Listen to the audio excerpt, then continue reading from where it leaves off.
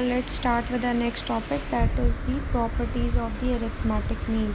The arithmetic mean has the following four properties. The first one is, for the set of data, the sum of the deviation of the observation xi's from their mean x bar taken with their proper sign is equals to 0. So this is the first property of arithmetic mean, or I can write it mathematically like sum of the deviation, which is equals to summation xi minus x bar, where xi is the observation and x bar is the mean, and this is the deviation, like xi minus x bar, this is the deviation, and summation mean the sum of deviation of the xi's from their mean. The result is equals to 0. Now I am going to expand this. So if I am going to expand this, first I am going to apply the summation on both the values, like on xi's and on x bar. So first, when I am going to apply the value on the xi's mean I have the value like x1, x2, x3 up to so on xn, where x bar you can say that is the mean, and the formula for the x bar is summation xi over n.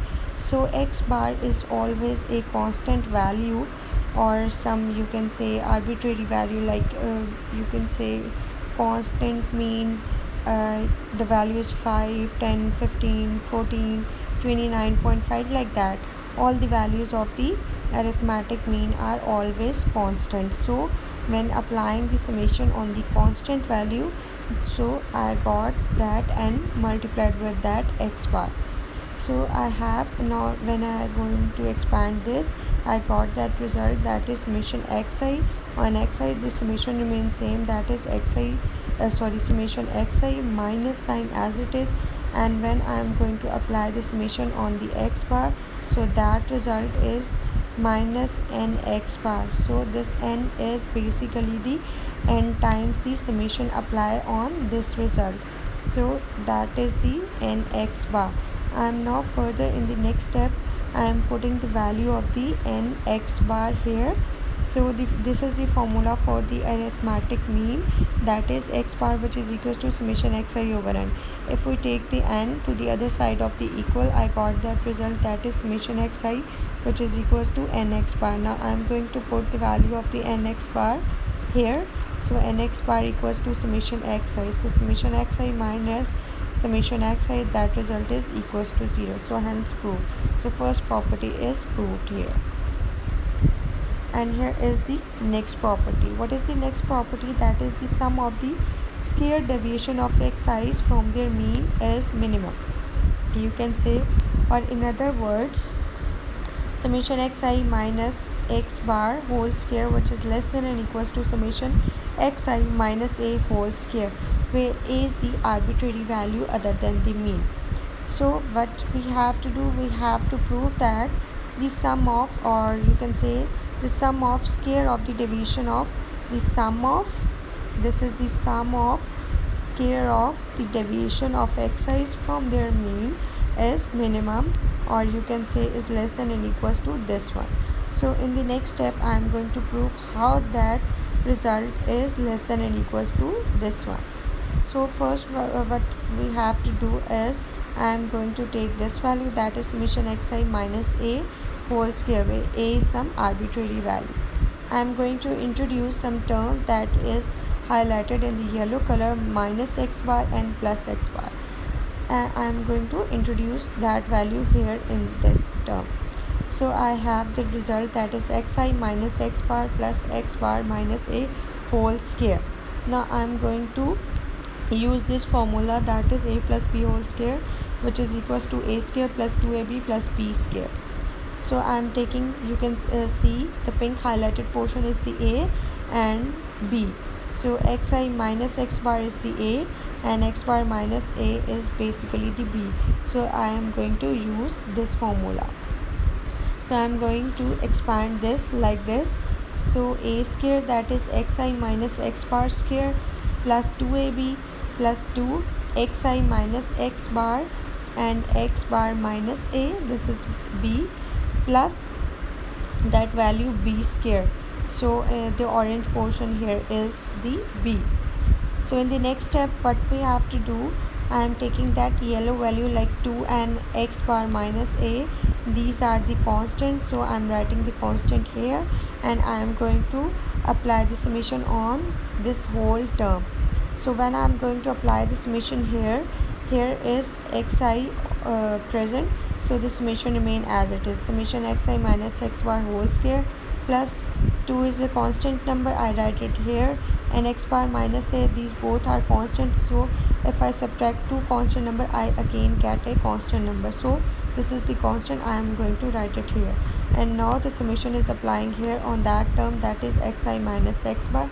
So summation xi minus x bar plus, as you can see, x bar is also a constant term and a is also constant term.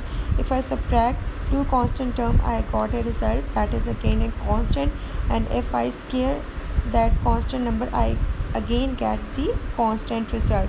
So when the summation applied to that result, so we have, as you can see in the green color, the n is here because of the summation, n is multiplied with that constant term. So this is how I am going to apply, this is how I applied the summation on this whole term. So this is the applied summation here. In the next step, as you can see that blue highlighted portion, and in the first property, as we proved that the summation xi minus x bar is 0, so I am putting that first property here, so that result is equals to 0, this whole term is equals to 0. So I have only that result, that is summation xi minus x bar whole square plus n summation n x bar minus a whole square. So in the obvious result, as you can see, this result is equals to this plus this term is adding here, then this result is equals to 0. So if I am going to take this term into on the other side of the equal, so that means I am going to subtract that value from that value. So this value is less than this. If this result is, you can say, equals to 0, like n into x bar minus a whole square is equals to 0, then we have that option, that is summation x bar minus a whole square is equals to this term if it is 0. But if it is not 0, then we have this term is, you can say, is less than this term. So in the obvious that this term is greater than this, by that value the equal sign holds only when x bar is equals to a, or for example x bar is equals to a, so x bar minus x bar, that result is 0, so that whole term is 0. If we have the value of the arbitrary constant and the value of the mean is same, then we have this term equals to 0, then in that case these two terms are equal. So I am using that term here, less than and equals to here. Hence summation xi minus x bar whole square is always less than this if a not equals to x bar. So this property is usually called the minimal property of the mean. Next property is, if k subgroup of the data consisting of n1, n2 up to so on nk observations have respective means, then x bar is mean of all the data, and it is given by further here, these are the subgroups, these are the number of observation, and these are the mean. So what we have to do, we have to multiply all the observation with their mean and divided by the all the observations. So summation nix, you can say x bar over n, this is basically, you can write it as like summation ni or the n, this result is equals to 0. This is a weighted mean of all the subgroup means. Now the fourth property is, if yi which is equals to a xi plus b, where a and b are two numbers, this is basically a linear equation, then that result is equals to y bar which is equals to a x bar plus b. So next they are going to prove it here.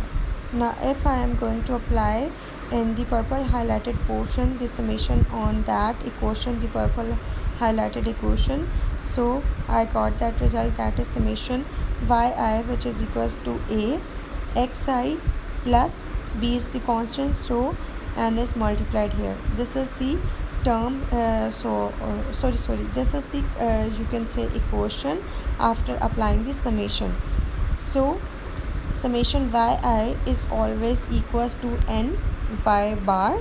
This is the formula for the mean, and a is as it is, and summation xi is equals to nx bar and plus np. Now in the next step I am dividing both sides by the n. I got that result, that is y bar, which is equals to ax bar plus p. As the equation as the equation y, which is equals to ax plus p, represent a linear transformation from x to y, this property is usually called the invariance of the mean under the linear transformation, and it provides the basis for the for so-called coding, or you can say this is not the relevant case. So this is basically the fourth property. This is the linear equation, and this is the applied summation form of that linear you can say linear equation. So these are four are the properties of the arithmetic mean.